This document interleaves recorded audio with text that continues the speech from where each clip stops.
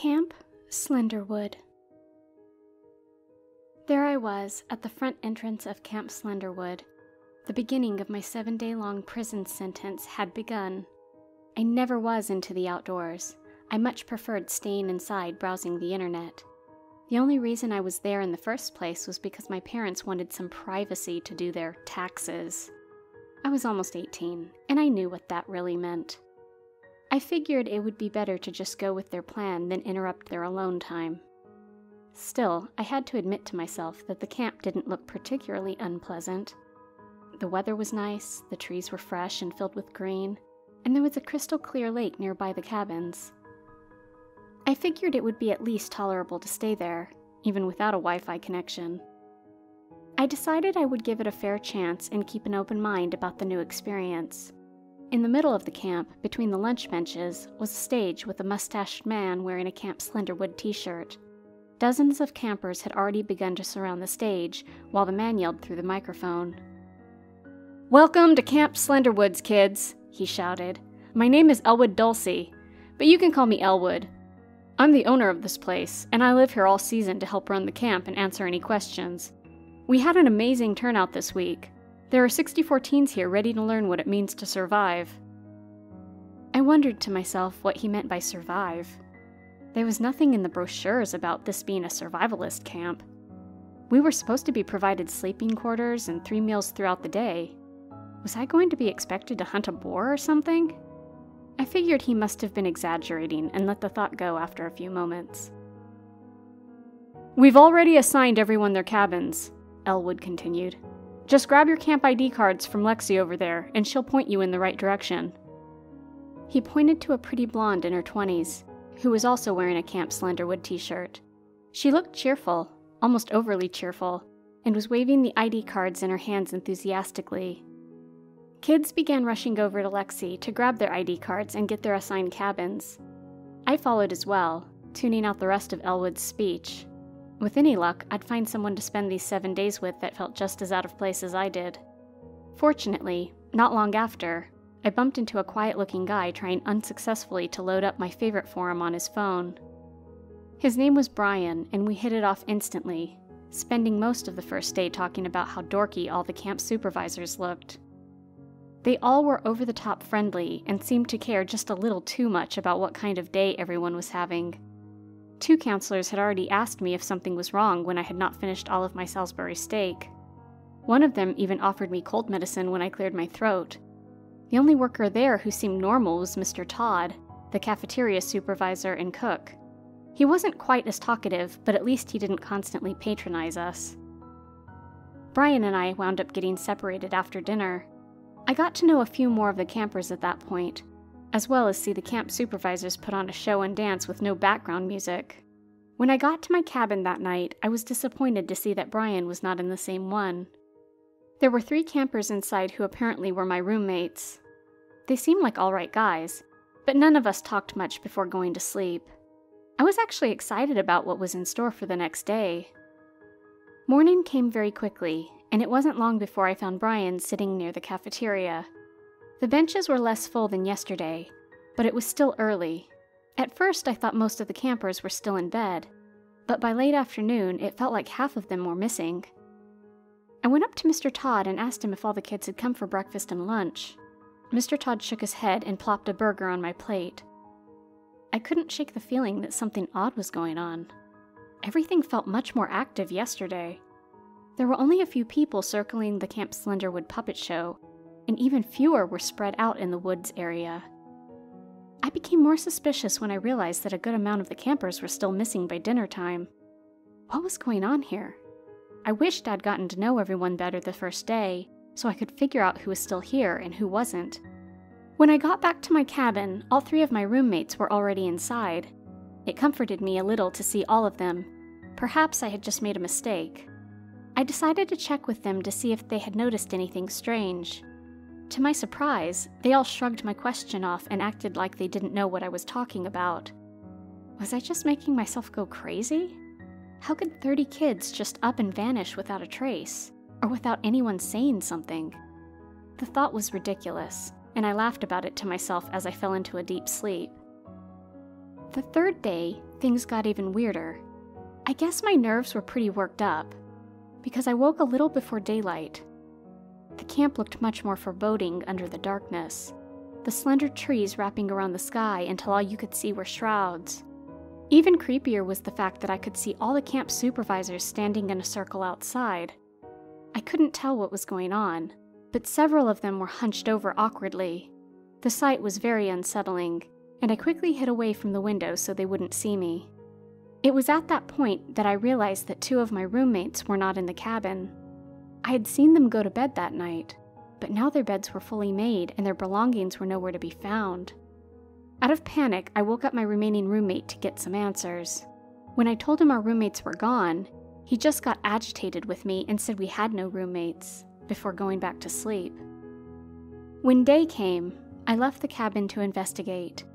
Now there was only 1 or 2 kids near the cafeteria, but none of them seemed alarmed in any way. I kept repeating what my remaining roommate said to me in my head. Was he pulling some kind of sick joke on me? The camp supervisors were acting completely normal, but I didn't dare ask them anything. I started asking every kid I could find where the other campers were, and each time they said there were only 16 of us. I couldn't believe what I was hearing. There were definitely more than 16 campers the first day. Elwood had said there were 64. Were they abducting some of us during the night? If so, why was I the only one who could remember anything? Something wasn't right here, and I had to figure out what it was. I was beyond relieved to find Brian out by the lake. At least there was one person here who would listen to me. When I got to him, I frantically started explaining everything I had seen. The more I told him, the more concerned his expression got. By the time I finished, he was actually sweating, and he had completely lost eye contact with me. "I don't know what you're talking about," he said blankly. "There were only 16 of us that registered to stay. Maybe you just got confused when the families were here." Brian was staring at the ground so hard you'd think there was a snake there.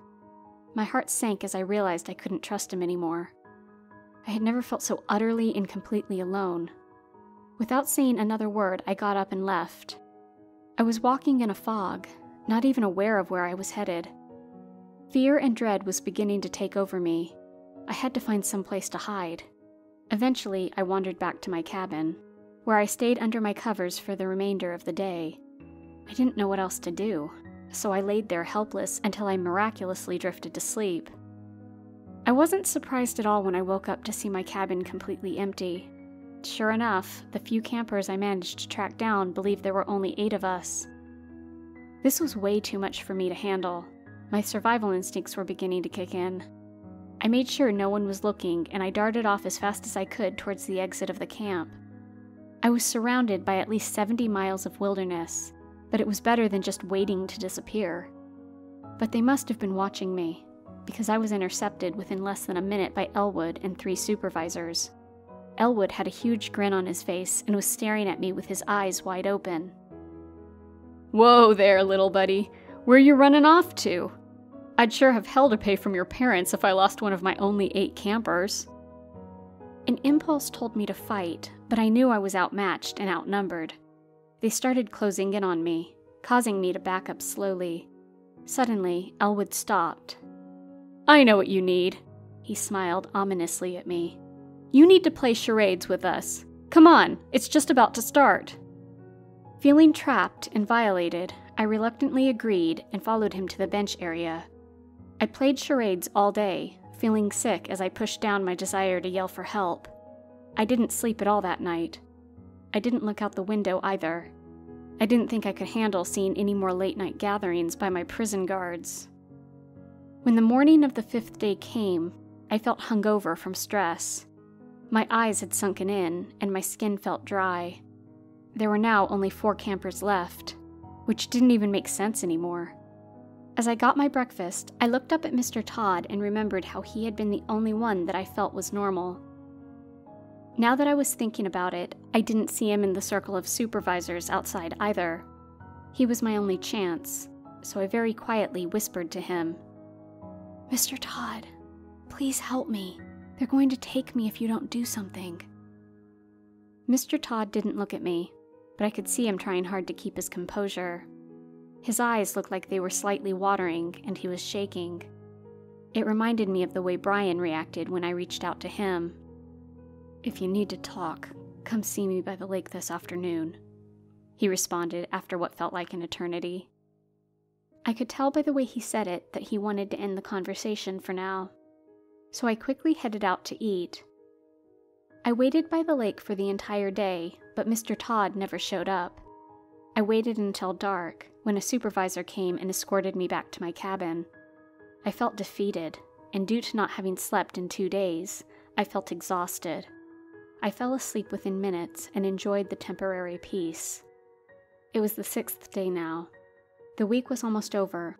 I wondered to myself if I would survive it, which made me appreciate the speech Elwood gave the first day. He hadn't been exaggerating when he said I would learn what it means to survive. I knew that if I somehow made it through this, it would be a miracle. To my disappointment, Mr. Todd was not in the cafeteria serving breakfast that day. The new cook was Mr. Beardsley, and he had never heard of Mr. Todd.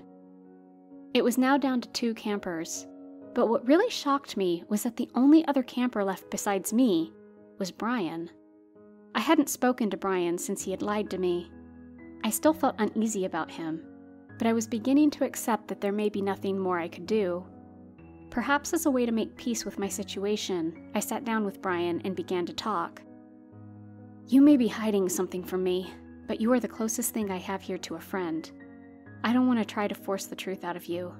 I just want one last day to enjoy. Can you give me that?" Brian looked at me, his eyes lighting up a bit. "I knew you'd come around. There's no need to be depressed during your whole vacation." The 2 of us talked about sci-fi shows and website design for the rest of the day, and I actually felt some comfort in taking my mind off my grim reality. I awoke on the 7th day with a heavy heart. I knew Brian would be gone, and it would just be me and the supervisors. My parents were due to pick me up early tomorrow, so I didn't completely let go of the hope of getting home. I felt genuinely spooked walking around the camp. The workers were all fixated on me and staring at me obsessively. They kept calling me their favorite little camper and tried to put on show after show in front of me. The new cook still made all the meals in bulk and just left the food I didn't take sitting out to rot. I tried jogging as a distraction, but Elwood would just follow right behind me and compliment me on my form. I was thankful when the sun finally went down and I was left alone in my cabin. There was no way I was falling asleep tonight. I couldn't risk being abducted like all the others. I started drinking from a mug of coffee that I had gotten from the cafeteria. I expected to feel energized quickly, but it felt like it was making me more tired, if anything. I drank more to try to wake up, but it only made my eyelids feel heavier. Something was in that coffee. Something was... "Welcome to Camp SlenderWood," Elwood shouted through his microphone. "We have a great turnout this week. 64 teens have come to learn what it means to survive."